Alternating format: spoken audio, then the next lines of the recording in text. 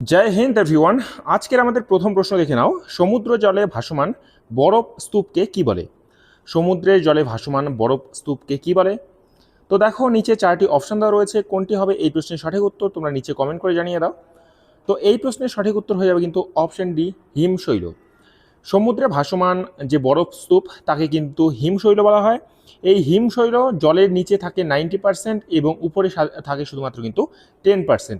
1912 সালে যে আমাদের টাইটানিক ডুবেছিল, সেই টাইটানিক ডুবে যাওয়ার কারণও হচ্ছে কিন্তু এই হিমশৈল। ঠিক আছে, পরবর্তী প্রশ্ন আমরা দেখছি যে বিশ্ব বন্যপ্রাণী দিবস কবে পালিত হয়? বিশ্ব বন্যপ্রাণী দিবস এটি কবে পালিত হয়? তোমরা রাখবে এই যে বিশ্ব বন্যপ্রাণী দিবস এটি পালিত হয় কিন্তু 3 মার্চ, অর্থাৎ অপশন সি হয়ে যাচ্ছে এই প্রশ্নের সঠিক উত্তর। ইউএন অর্থাৎ ইউনাইটেড নেশন অর্থাৎ জাতিসংঘ কিন্তু 2013 সালে থেকে এই 3 মার্চ তারিখটিকে কিন্তু এই বন্যপ্রাণী দিবস হিসেবে কিন্তু পালন করা শুরু করে। পরবর্তী প্রশ্ন আমরা দেখব, পঞ্চায়েত সমিতি তার কাজের ব্যাপারে কার কাছে দায়বদ্ধ থাকে? পঞ্চায়েত সমিতি তার কাজের ব্যাপারে কার কাছে দায়বদ্ধ থাকে? তোমরা রাখবে তারা কিন্তু জেলা পরিষদের কাছে কিন্তু দায়বদ্ধ থাকে। অপশন সি হয়ে যাচ্ছে এই প্রশ্নের সঠিক উত্তর। আমাদের পরবর্তী প্রশ্ন দেখো, ফিফা বিশ্বকাপ 2026 এ গোল্ডেন বুট অ্যাওয়ার্ড কে জিতেছেন? অর্থাৎ কোন প্লেয়ার, যে প্লেয়ার সবচেয়ে বেশি গোল দিয়েছে তাকে কিন্তু এই গোল্ডেন বুট অ্যাওয়ার্ড দেওয়া হয়। তো কে হবে এই প্রশ্নের সঠিক উত্তর? তোমরা রাখবে কিলিয়ান এমবাপে, তাকে কিন্তু এই পুরস্কার দেওয়া হয়। তিনি এই বিশ্বকাপে সর্বমোট কিন্তু 10টি গোল করেছে এবং এই 10টি গোল করার কারণে কিন্তু তাকে গোল্ডেন বুট অ্যাওয়ার্ড দিয়েছে। তোমরা এই যে ভিডিওটি দেখছো, এই ভিডিওতে আমরা টোটাল এই ফিফা বিশ্বকাপ 2026 নিয়ে টোটালটা ডিসকাশন করেছি, কি কি প্রশ্ন তোমাদের পরীক্ষায় আসতে পারে। তো এই ভিডিওটি তোমরা যারা এখনও দেখোনি, এই ভিডিওর ডিসক্রিপশন বক্সে অথবা এই ভিডিও শেষে কিন্তু তোমরা অবশ্যই সেই ভিডিওটি দেখে নেবে। আমাদের পরবর্তী প্রশ্ন দেখো, সিলি পয়েন্ট কথাটি কোন খেলার সঙ্গে যুক্ত? সিলি পয়েন্ট কথাটি এটি কোন খেলার সঙ্গে যুক্ত? তো মনে রাখবে এই সিলি পয়েন্ট কথাটি এটি ক্রিকেট খেলার সঙ্গে যুক্ত। অপশন ডি হয়ে যাচ্ছে তোমাদের এই প্রশ্নের সঠিক উত্তর। আমাদের পরবর্তী প্রশ্ন দেখো, কম্পট্রোলার অ্যান্ড অডিটর জেনারেল অর্থাৎ ক্যাক কে নিয়োগ করে? কম্পট্রোলার অ্যান্ড অডিটর জেনারেল তাকে কে নিয়োগ করেন? তো কী হবে সঠিক উত্তর? তো মনে রাখবে তাকে নিয়োগ করেন কিন্তু আমাদের রাষ্ট্রপতি। অপশন সি হয়ে যাবে এই প্রশ্নে তোমাদের সঠিক উত্তর। পরবর্তী প্রশ্ন দেখো, ম্যানোমিটার যন্ত্রের মাধ্যমে কি মাপা হয়? ম্যানোমিটার যন্ত্রের মাধ্যমে কি মাপা হয়?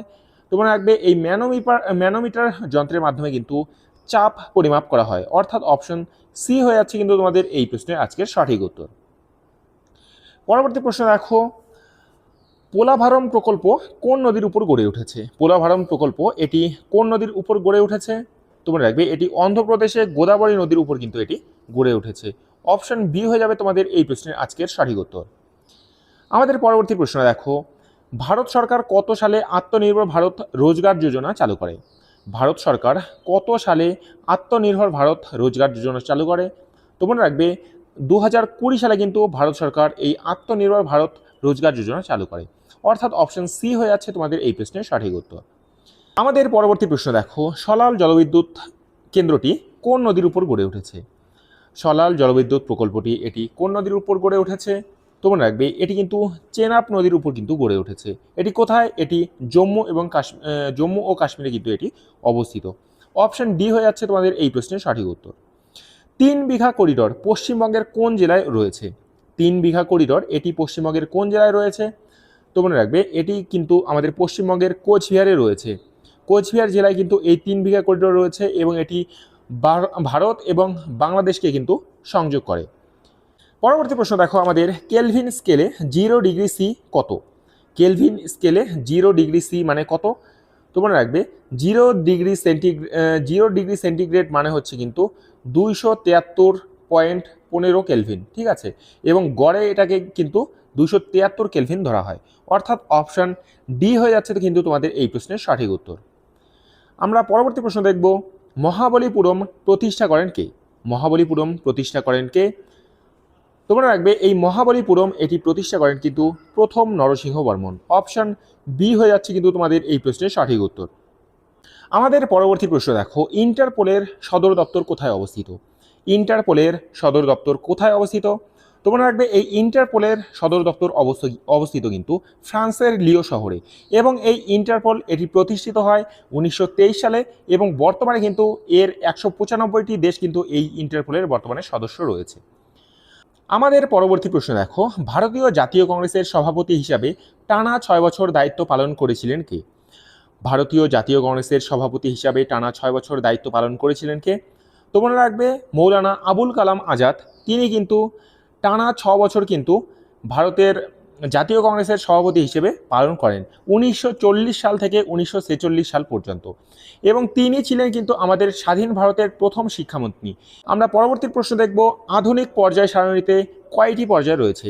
আধুনিক পর্যায় সারণীতে কয়টি পর্যায় রয়েছে? তো সঠিক উত্তর হয়ে যাবে কিন্তু 7টি পর্যায় রয়েছে।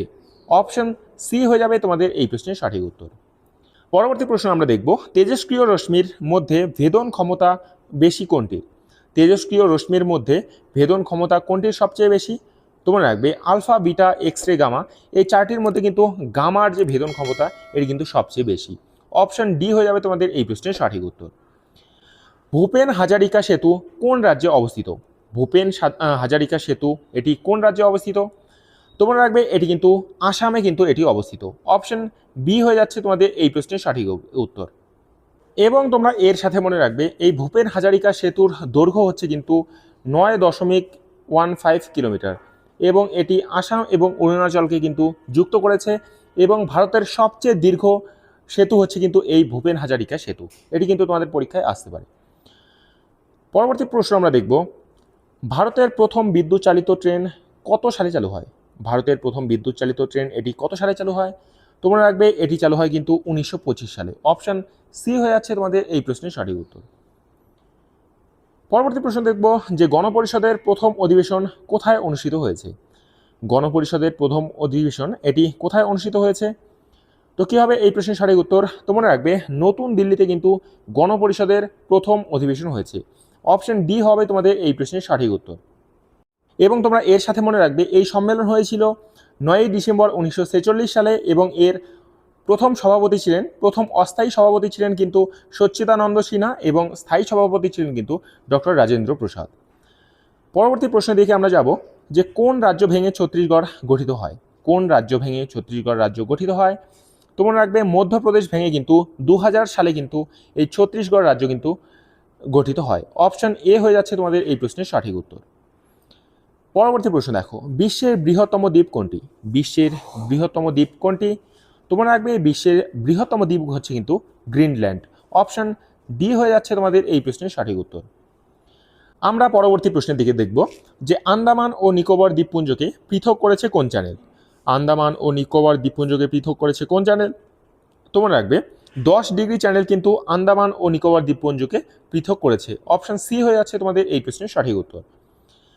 পরবর্তী প্রশ্ন দেখো, নিম্নের কোন রাজ্যে বিধান পরিষদ নেই? নিম্নের কোন রাজ্যে বিধান পরিষদ নেই? তোমরা রাখবে পশ্চিমবঙ্গে কিন্তু কোনো বিধান পরিষদ নেই। অপশন এ হয়ে যাচ্ছে তোমাদের এই প্রশ্নের সঠিক উত্তর। পরবর্তী প্রশ্ন দেখো, প্রধানমন্ত্রী উজালা যোজনা কত সালে চালু করেন? প্রধানমন্ত্রী উজালা যোজনা এটি কত সালে চালু করেন? তোমরা রাখবে এটি চালু করেন হচ্ছে 2016 সালে। বিনামূল্যে এলপিজি দেওয়ার যে প্রকল্প প্রধানমন্ত্রী উজ্জ্বলা যোজনা সেটি 2016 সালে কিন্তু এটি চালু হয়। আমাদের পরবর্তী প্রশ্ন দেখো, পদ্মভূষণ প্রাপক সিভি চন্দ্রশেখর কোন নৃত্যের সাথে যুক্ত ছিলেন? পদ্মভূষণ প্রাপক সিভি চন্দ্রশেখর কোন নৃত্যের সাথে যুক্ত ছিলেন?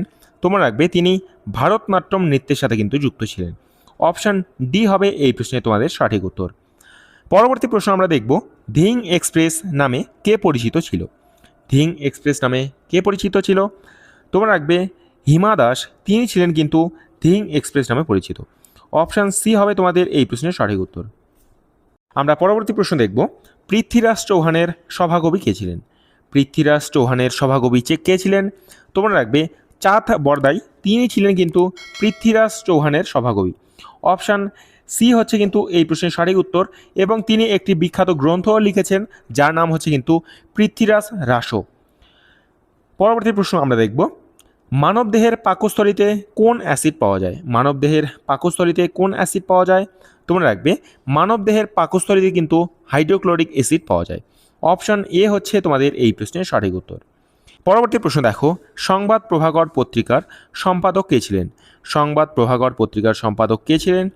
তোমরা রাখবে ঈশ্বর গুপ্ত ছিলেন কিন্তু এই সংবাদ প্রভাকর পত্রিকার সম্পাদক, এবং এই পত্রিকা 1831 সালে কিন্তু প্রকাশিত হয়। আজকের আমাদের শেষ প্রশ্ন আমরা দেখে নেব যে ভারতীয় সংসদের উচ্চ কক্ষ এর বর্তমান সর্বাধিক সদস্য সংখ্যা কত? ভারতীয় সংসদের উচ্চ কক্ষ এর সর্বাধিক সদস্য সংখ্যা বর্তমানে কত? তোমরা রাখবে 245 জন। অপশন সি হচ্ছে এই প্রশ্নের সঠিক উত্তর। তো ফ্রেন্ডস, এই ছিল আজকের মোট আমাদের গুরুত্বপূর্ণ কিছু প্রশ্ন। আশা করি ম্যাক্সিমাম প্রশ্নের তোমরা অ্যান্সার করতে পেরেছো। তোমাদের কত স্কোর হলো নিচে কমেন্ট বক্সে কিন্তু অবশ্যই তোমরা কমেন্ট করে জানিয়ে দেবে। তো দেখা হচ্ছে নেক্সট ভিডিওতে। ততক্ষণের জন্য ভালো থেকো, সুস্থ থেকো। জয় হিন্দ, জয় ভারত, বন্দে মাতরম।